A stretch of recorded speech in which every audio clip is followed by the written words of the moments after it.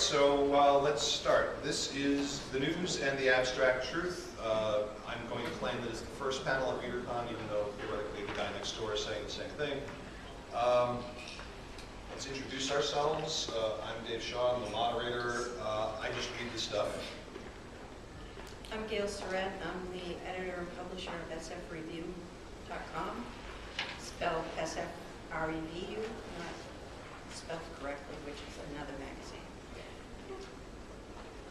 James Morrow. A lot of my efforts of late have been in the zone of historical fiction, or sort of using history to grind the same philosophical and theological axes that I have ground using the tropes of science fiction.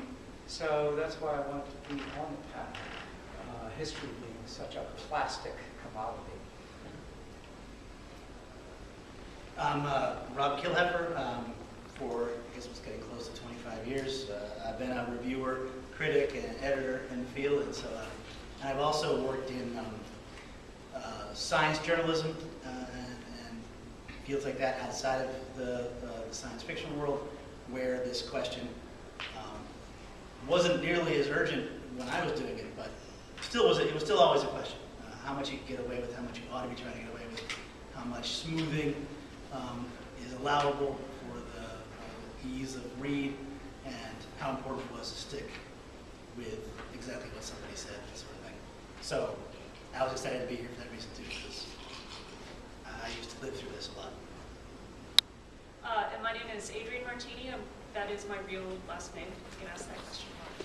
I'm a contributing editor for Locus magazine, but for the purposes of this panel, I have two nonfiction memoirs that were published by the Free Press. One is about knitting, and the other is about my family. And when you're writing about your family, you get into all kinds of questions about what is true and who remembers what, which version is the right version, or the historically accurate version. Sound check, everybody okay? We can all be heard? Okay, good. These new fuzzballs are... I actually wanted to start with a really obvious question, just to sort of make sure that everyone's had the chance to address it. Does everybody here have a journalism background? Yeah. Everyone's written, factual pieces? Yes? No? Yeah. Yes? Yeah. Okay, so we all know what we've all experienced being fact-checked ourselves. And I did fact-checking first too, so I've been on both sides. I used to write for TV Guide. anything to buy groceries, And so I was fact-checked to fare thee well. That's one of the few things they prided themselves on. I didn't realize that fact-checkers at the TV Guide. I mean, like the New Yorker. There's the New Yorker and there's TV Guide. Yeah, I never wrote a novel called Bright Light Dixie about the experience of being fact-checked. But no, what I discovered is that if you're writing for TV Guide, you could say anything you wanted to in those days about the content of television. You could be critical to a fairly well. What you couldn't say, what you could not question, was the act of watching television. You couldn't just raise the possibility that there was something inherently pathological about attaching yourself to the glass teat, as Harlan always said. But anything else was fair game, huh? Yeah, in those days they saw themselves as being in a kind of devil's advocate role. They prided themselves on, I wouldn't go so far as to say it was intellectual or academic, but they saw themselves as having a sort of cultural function that I think as a mission they abandoned many years ago. No, it is. I spent some time there in the mid-90s, and it was all gone by then. Yeah. It was not. It was entertainment television. It was on just paper. entertainment. Was it in the mid-90s that they decided to put Oprah's head on Anne Margaret's body? Speaking of truth and not truth. I can't remember. It was in that same. I can't remember exactly what year it was, but it was in that same stretch. Yeah, when that kind of when the technology started to be there to play around with that so easily. When we started drifting into Photoshop disasters. Yeah. So we cite two big examples here when we're talking about the difference between fact and fiction. I'd actually like to start with lifespan of a fact. When I was looking over this all again, I was actually reading a review of the book Lifespan of a Fact. It's the review that appeared Times, and he opens the essay with, "Nothing I say can be used against me by the subjects of this essay, nor may anyone hold me to account re facts, truth, or any contract I have supposedly entered into with you, the reader. There are to be no objections. There are to be no letters of complaint. For you are about to have, are you ready, a genuine experience with art." Now, being able to wave your hands at your loose affiliation with the truth after the fact, if you will, seems to be a very common approach to people being caught out in, at best, writing a lyrical essay, and at worst, just being lazy. I mean, as writers, where do you think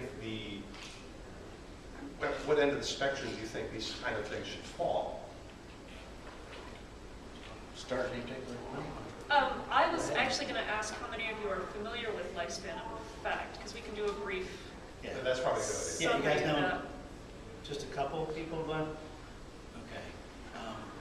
Well, it is a book that was generated by the process of fact-checking an essay written by John DeGatta, originally for Harper's, and when they understood how freewheeling he was with the truth, they bounced it, and so then he sold it eventually to McSweeney's publication, The Believer, and they assigned it to a fact-checker who took his job extremely importantly, and they had just about a fisticuffs kind of exchange.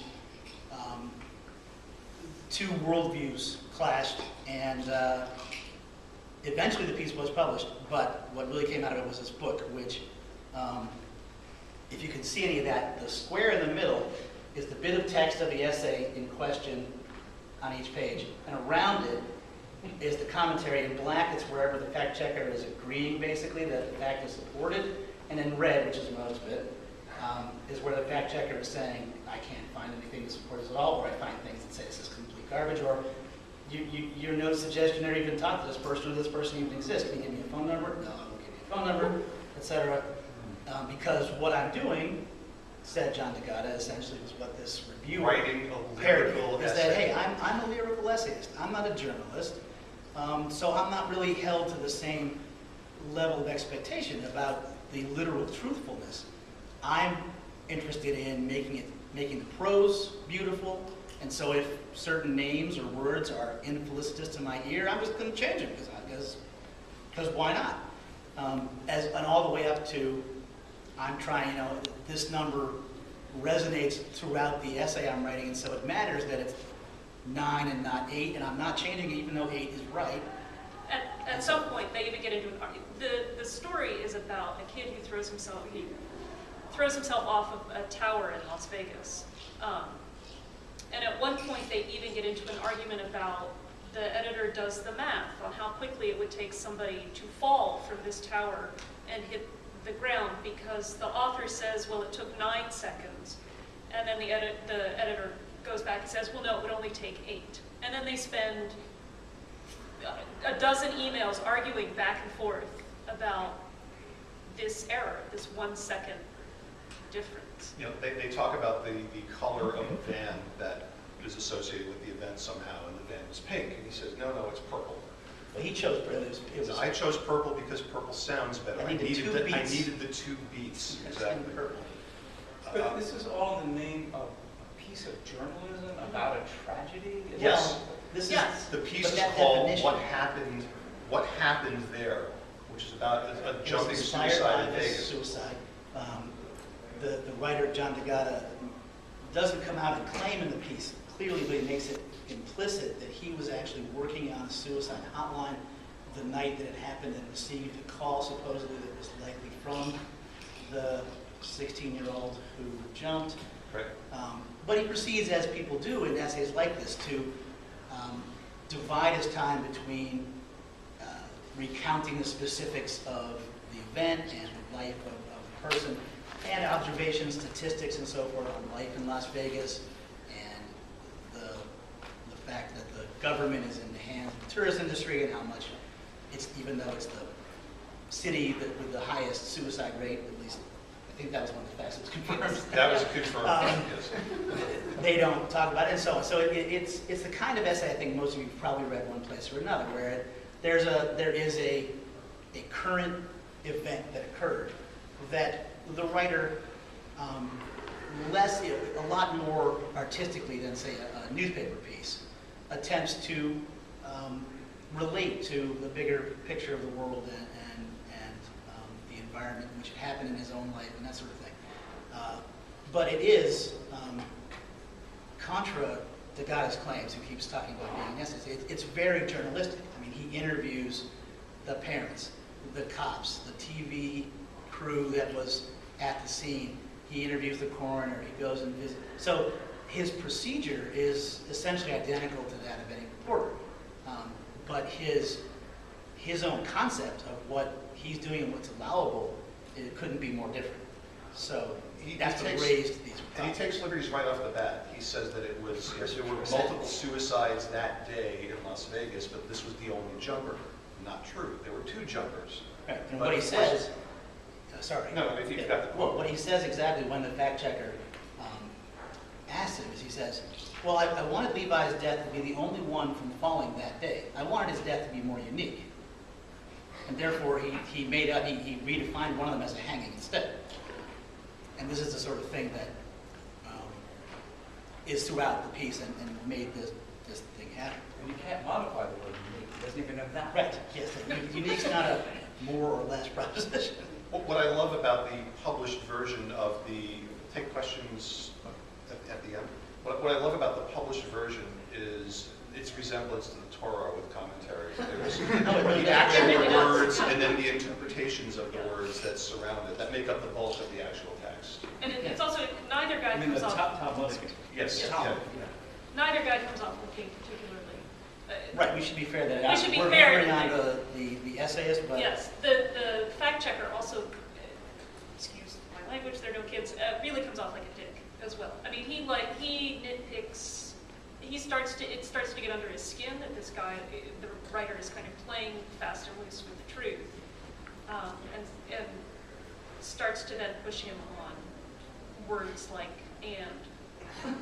well, he does the thing, for instance, where the guy decides to describe his trip to the coroner's office for the interview, and he says, "Oh, there were no dead bodies in the hallway, and there were no, men in rubber aprons walking around with silver utensils." And he writes him as long as saying, "Well, I can't think of a way I could verify that there were none that day. And in fact, I could verify the shape of the building from Google Maps, but I don't know, what do you expect me to do with these claims that there were no dead bodies in the hallway?" When, as we can all, in this case, the essayist is absolutely right. He knows that he's trying to be amusing with what may be a popular conception of what this place might be like. And he doesn't mean these things to be literal fact claims in the same sense. But by that point in the argument, the fact checker has decided that he's so angry about this that he's going to put him through every single sentence. So right, But the fact checker sort of lost his sense of humor. He had one to begin with. Totally, completely, yeah. And so so after the first couple of exchanges, it's a real throwdown. He's going to fact check. He several times wants to contact the guy's mother to see if she has a cat, as he claims. So that's the way it ends up. Whereas at one point he says, "Well, Jim, I bet your penis is much bigger than mine." Yeah.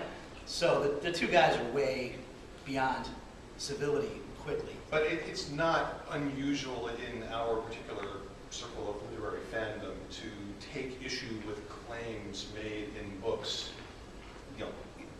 The science here is wrong. You can't possibly get from here to there in this amount of time. This star is so big it doesn't have this planet, and so on. But I mean, it's not a willing suspension of disbelief, but there is a buffer of forgiveness you're willing to attach to fiction that is claiming to have some factual basis, as opposed to what is being claimed to be a factual article. You feel horribly betrayed when you learn that it's not the case. No, I think that's probably what we should get people to weigh in on. That's kind of the central question of this. this, is why does he not do this as fiction? What's the difference that the reader has an expectation of reading a piece that declares something nonfiction versus fiction? We all know from reading such things that we do experience difference. We accept a variety of coincidences and unlikelihoods in fiction in one way, and they may actually be a key part of what's producing the desirable effect. But we have no reason we don't want to object in the same way that reading a similar story that's purports to be factual, we're looking for something different about it. But that when we find out that things have been fiddled with, we feel betrayed. And what is that about? Why does it matter to us so much in the sense that this guy, Agata, would claim should? Well, actually, I'd like to ask Gayle, as an editor, there is a fundamental difference between editing a story and fact-checking a story. I mean, some of the latter comes into it, of course, but at some point you have to say, if I fact-check this story to death, I'm going to kill the story, where I should really be trying to improve the story. I think you have to look at it as, if it's fiction, you need certain facts that you have to check. But then there are certain things that you just let go because that's part of the story.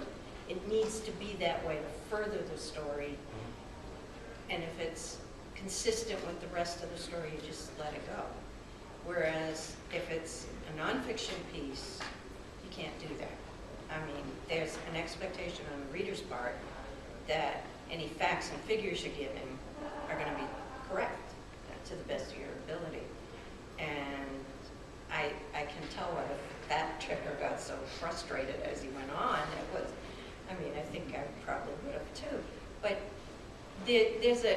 as a reader, you expect something labeled nonfiction or something labeled an essay, and especially if they use percentages and facts and statistics, that these have been checked and they're correct.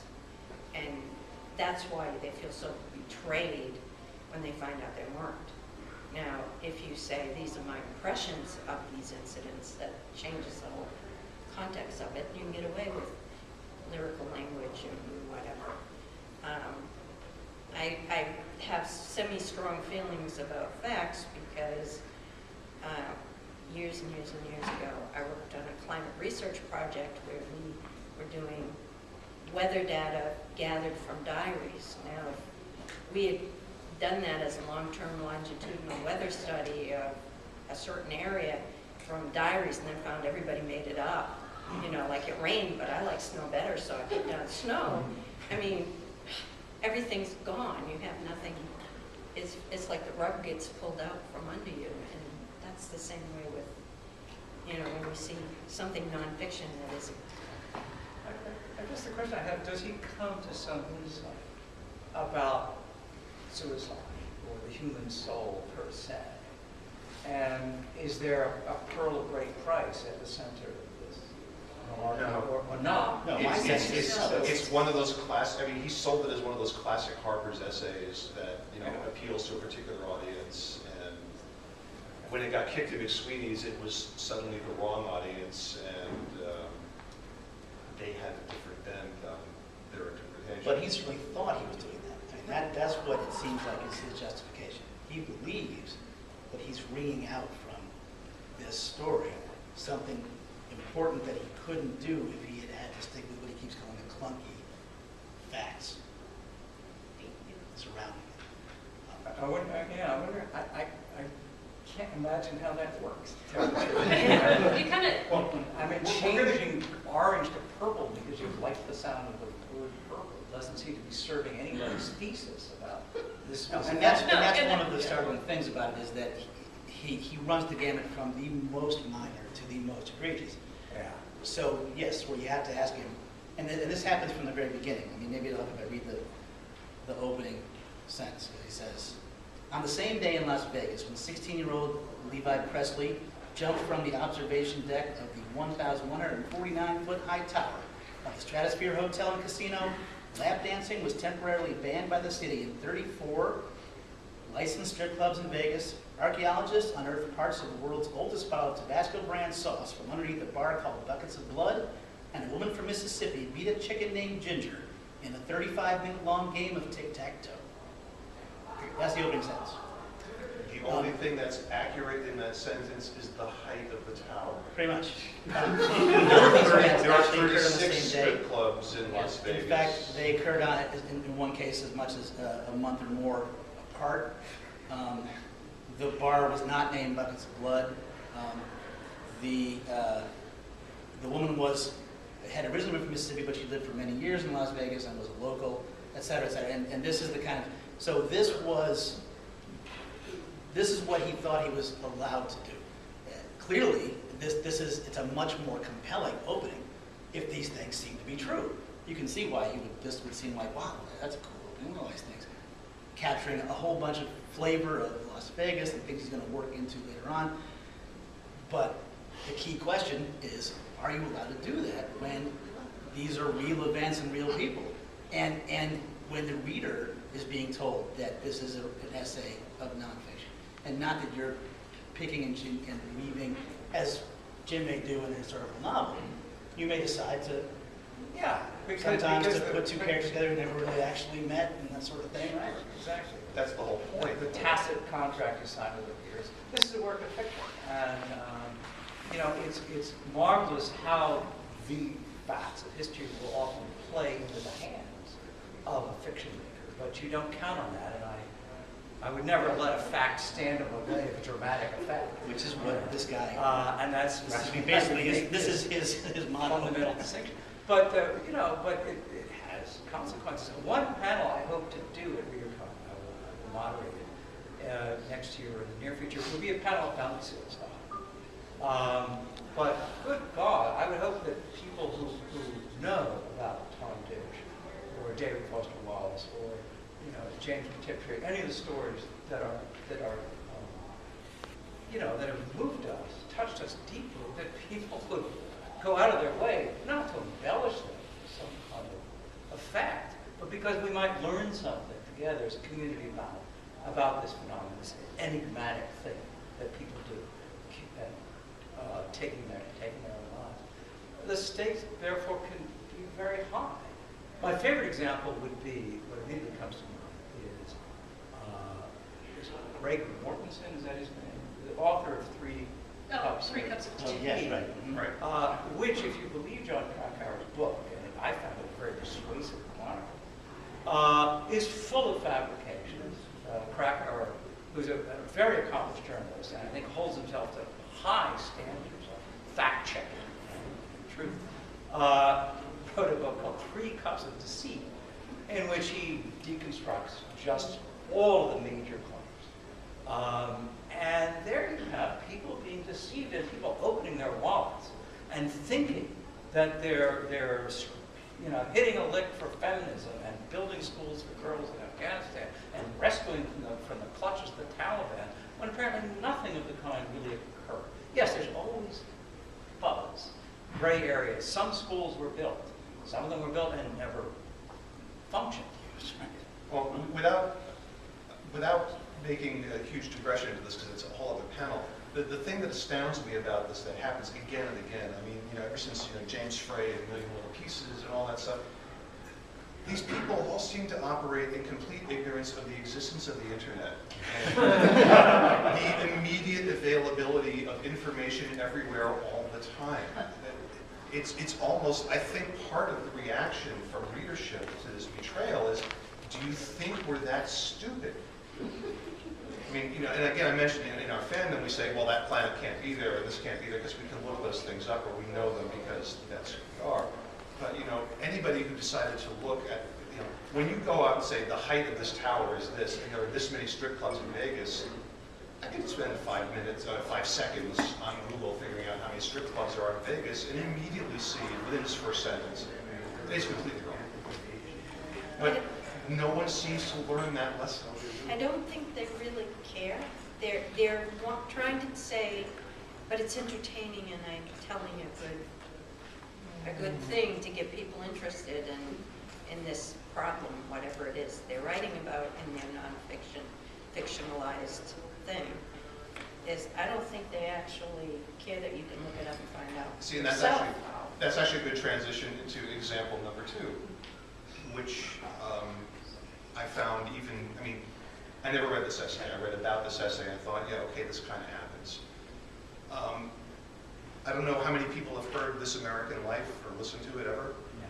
All right. I have a friend who jokes that he's an audio engineer. When you listen to NPR, they roll off the high frequencies on people's voices because it makes them sound calmer and ostensibly more intelligent. They seem less strident when they're talking with that high frequency roll off. To hear Ira Glass actually as furious as he will ever be in his entire life, while he's trying to get Mike Daisey to explain why he lied on his show. I mean, I thought my radio was going to explode. And you know, Daisey said right out, what I do is not journalism. The tools of the theater are not the same as the tools of journalism. And basically his apology to NPR was, I regret allowing parts of the work, capital T, capital W, very heavily implied in the portentous tone there. I'm sorry that parts of the work were heard in the context of a factual program. That he came on to knowing that he'd been invited onto a factual. Yes, Right. yes, right. They had heard that he was doing this, and Mike Daisey is a brilliant monologuist. He's done wonderful work, and he has never before claimed that these things are factual. But he decided that talking about how Chinese workers at the Foxconn factory making iPads for Apple were dying and throwing themselves out of windows was important enough to, you know, bring to society's attention and so on and so forth. You didn't have to lie about any of it. But it immediately fell apart when NPR decided to call the interpreter that he said he was traveling with. Well, that's an interesting part of the story, which is they kept trying to fact check this story, and their deadline for airing it kept getting closer and closer and closer, and they kept pushing him harder and harder to say, what was your interpreter's name? How do I get in contact with her? And he kept hedging and hedging and hedging and hedging until finally those two things bumped up against each other, because that was part of Ira Glass's apology was, I should have pulled it before we aired it. I should have some sense in mind, but the story seemed just too good and too important not to air it, even knowing that we couldn't fact check this particular part. And then finding out that that particular part was in fact the key to the whole thing, unraveling, was the interesting part of trying to walk that back and explain how that happened. And I think what you bring up there is really important, because that's the one spot that undermines his claims and Degatta's claims, the supposed philosophy by which they're working. Because when they're pressed and they dodge and they weave, there's that what they call in the cop shows, consciousness of guilt. Right? I mean, if they really believe what they're doing and it's okay, then why hide it? You know, why not give this guy the number of the person he's quoting to call? Why not give the name? If you think what you're presenting is legit, you have the reason to hide it. But when the fact checker is asking things and you will start to move around, it's clear that you don't really buy your own claim. Consciousness of guilt. Yeah, Yes. consciousness of guilt. So It's clearly a these nice guys phrase. are acting like, whatever they might say, they're not behaving as if they really believe their own line. And this started to fall apart because there's another show called Marketplace, and they had a China reporter who actually knew who that interpreter was, and he sort of started calling around. He actually has the best thing to say about all of this, which is stories should be subordinate to truth.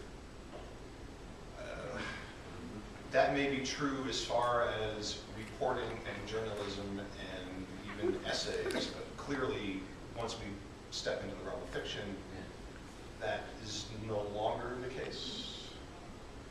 How do we feel? Well, there's certainly, I mean, I think we'd all agree that in that transition, there is some kind of important reversal that needs to happen. I think, like you mentioned, especially in our particular world, there's still a fair amount of demand, but it progressively weakens as you go further and further into certain realms. The more latitude you're given, as long as the story gets into Ursula Le Guin's definition of truth, you know, in her language of the night, that fantasy and science fiction and things are true with a capital T, even when they're not true with a little t. And we're all willing to accept that. Dragons are true, but they're not factual. Right. And so this is about a fact. Like it's a nice kind of a fact, not of truth. So the essayist claims to believe, as did Daisy, that they are revealing a capital T truth, like a dragon, through this method, and therefore the little facts aren't that important.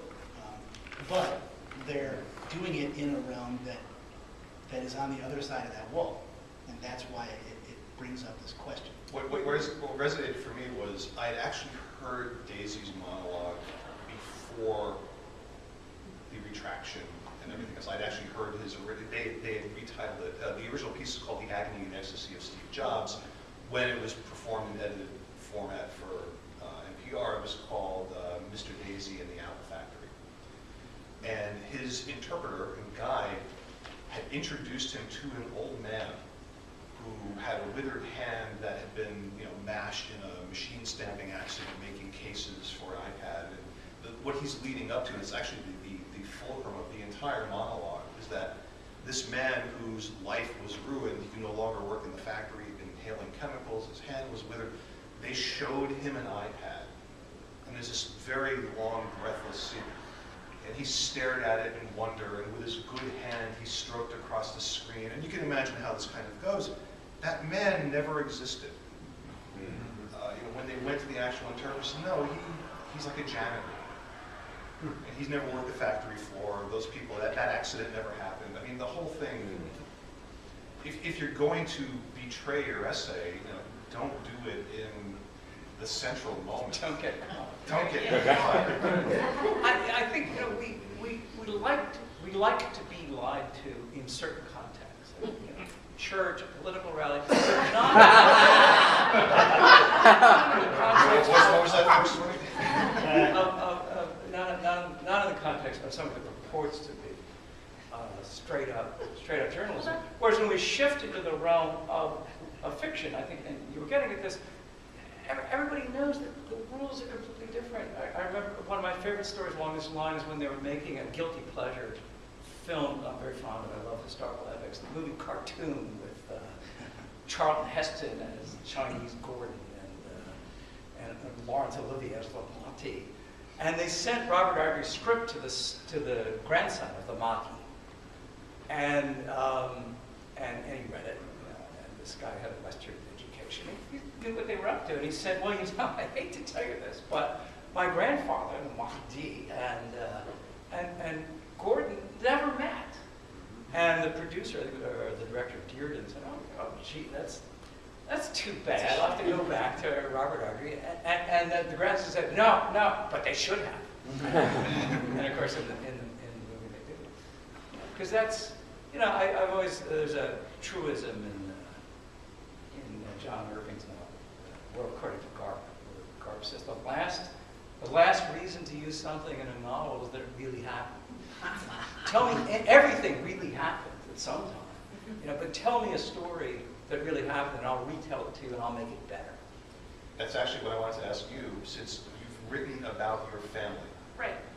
I'm from a very big Italian family, no doubt you are too. These stories take on the aspect of legend, and there's always that one relative who says, that's not how it really happened. Right.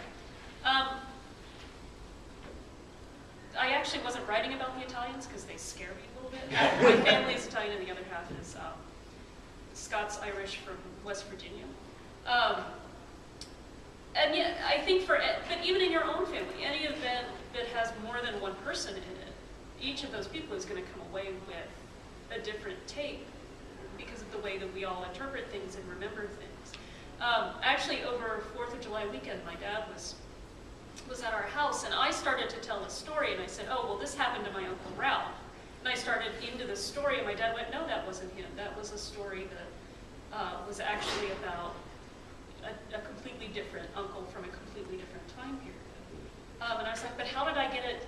Why do I think it's about Uncle Ralph? He's like, I have no idea, but that's not who it's about. And I had been telling that story for years, attributing it to my Uncle Ralph, and it turns out I was totally wrong. But I wasn't intending intentionally, the story itself was true, just the person wasn't. But this gets back to the idea of what is really a lie.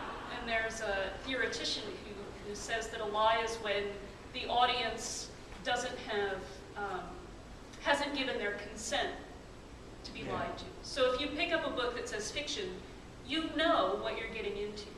But if you pick up Harper's and start reading an article in there, your expectation is not fiction.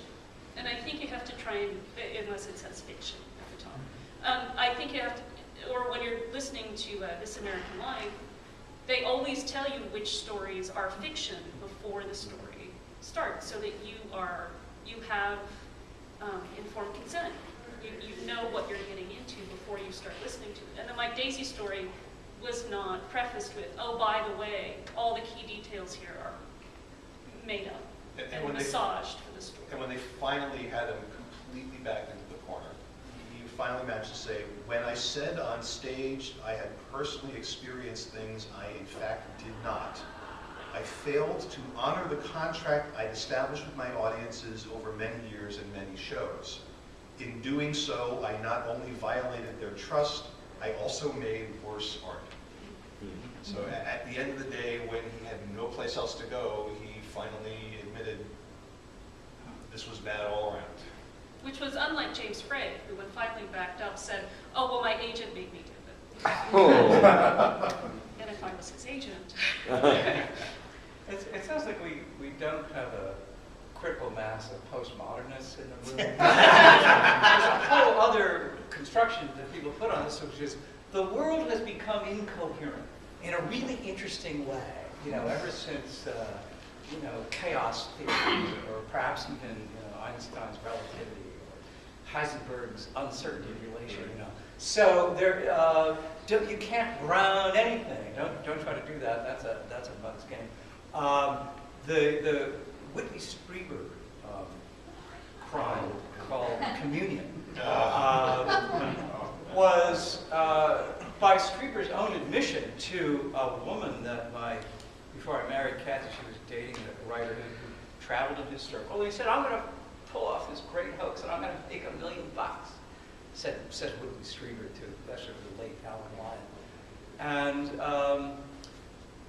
And I guess Alan said, well, okay, more power to you. I said, yeah, I'm going to pretend I was visited. And I know, because I'm a science fiction writer, I know how to make it credible.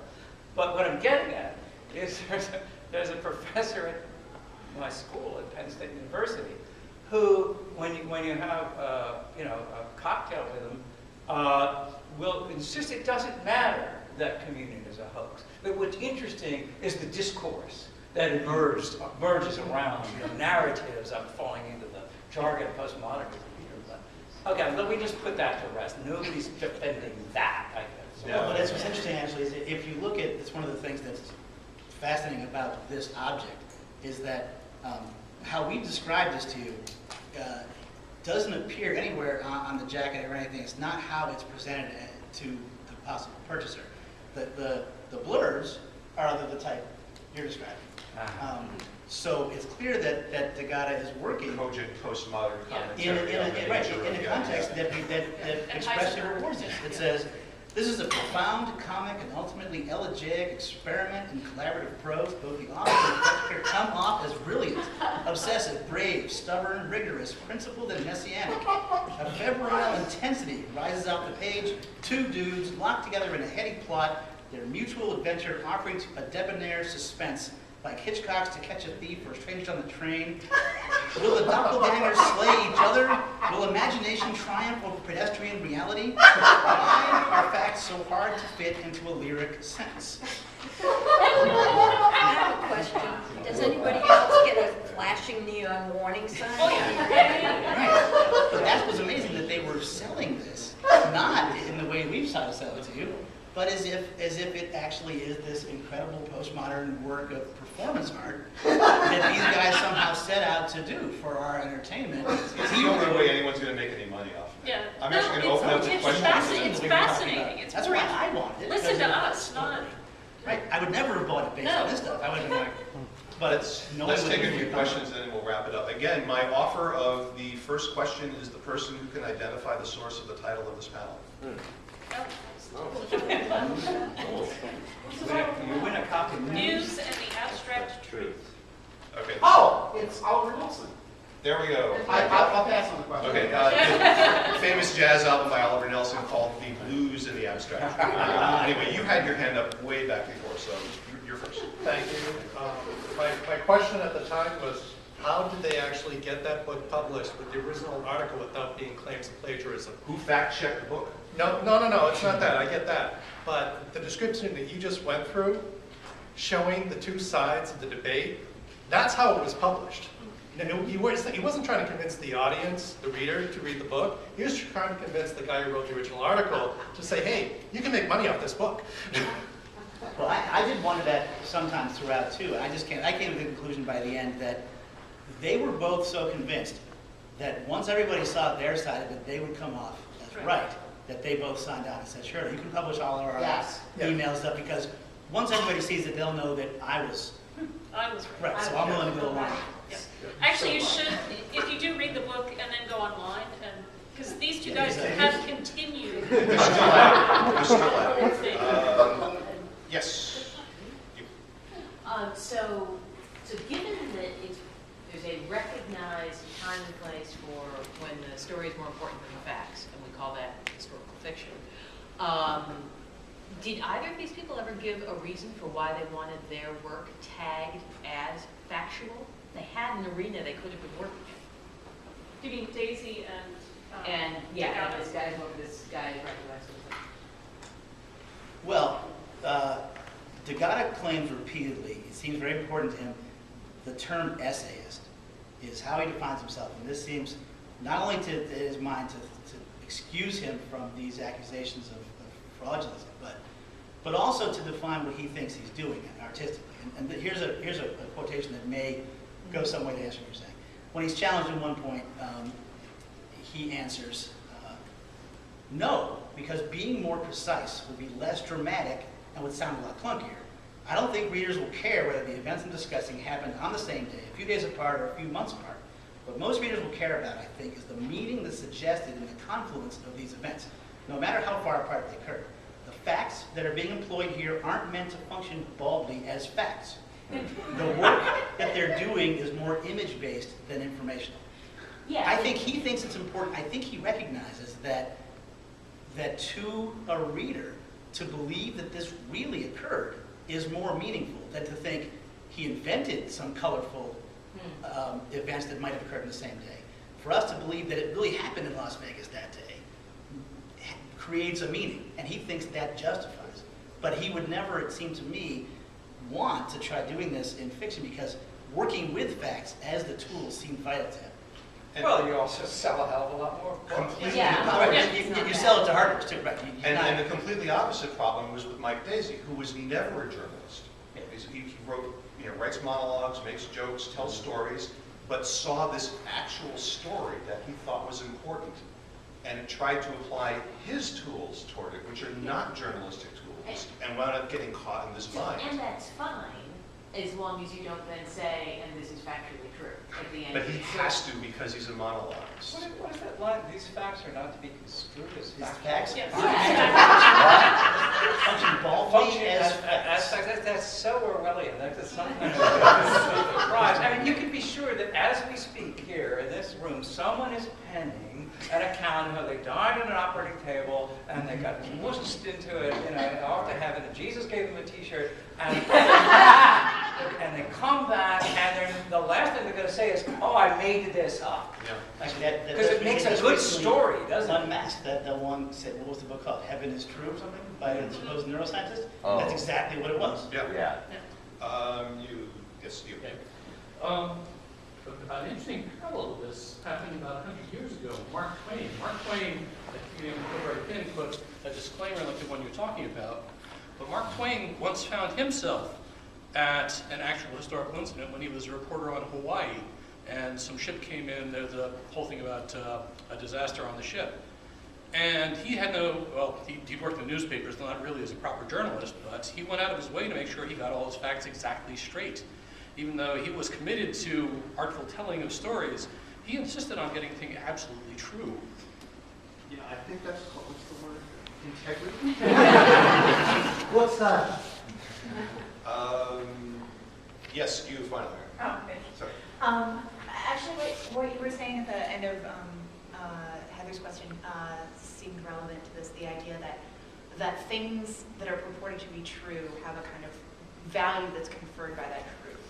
And I was thinking as you were speaking that readers almost kind of give an extra latitude to a story that is true.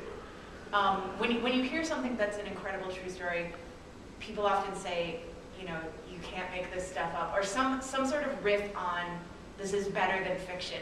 And I think on some level when we read, I mean, do you as the panelists think that a reader is more kind to a true story in terms of like, so it's not lyrical, it's not beautiful, it doesn't have these facts that we find comforting that allow us to draw this emotional conclusion about this young man throwing himself off a building. That isn't there, but if this was a short story, if this was an essay that's making some kind of point, I would need that as a reader. Do you think that's part of why we do feel that sense of betrayal? Why don't we conclude with that? Just work our way down here. Kind of what that brings up for me is I'm always leery when there's a factual story that reads too easily, where it does seem too lyrical, because then it feels like real life doesn't work out that way. It's almost never that nicely put together. So when reading things in the newspaper in factual areas, if it's too easy, if it all flows together too well, that's when I start to wonder what's been manipulated. Yeah, I think the case of James Fry, which we mentioned a little bit, illustrated what you said perfectly, which is, that thing sold millions of copies, purported to be a memoir of experiences that were quite extreme, but that related to experiences that many people themselves had with drugs and so forth. And it meant something to them to think that they were reading about someone's real experience, real struggle, real methods they used to live through it and so on. They would not probably have all bought a novel about an addict. And so when they discovered that they essentially had, they were pretty upset because they had, and many of them had structured their lives around what had supposedly happened to them this far. So that definitely does happen. There's a meaning, there's a different kind of meaningfulness that many people are willing to give to what they think is a true story, as opposed to what many of us are perfectly happy to make a lot out of, which is the truth in fiction. That's why there are so many memoirs published, I guess. But yes, at a certain point, maybe the prose is so god-awful, you just say, I'm not going to negotiate with you. The writer is speaking to me at some other level. I brought up John Krakauer a couple of times, and I guess he's my paradigm for this sort of thing. Yes, he has a voice, and yes, he has a command of English, and his prose can be very poetic, but by God, he's determined to get it right in a book like Into the Wild, which became that movie, or perhaps, and more importantly, the work he did called Into Thin Air about the Everest disaster. He was implicated in it. And it's wrenching, and he has a lot of integrity. He takes responsibility for the part he played in that disaster. I know for me, I expect something labeled nonfiction to be nonfiction. And I don't really care if it's lyrical or beautiful or whatever, as long as the facts and the narrative speak to me. And sometimes I will find myself, when I'm thinking, I didn't know that, I will Google, and I get really upset if I then find out it's not real. And that's, it's just my thing.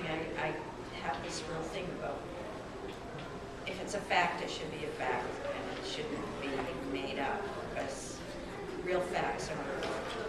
And when you say you can't make this stuff up, sadly, yes you can. Thank you all very much.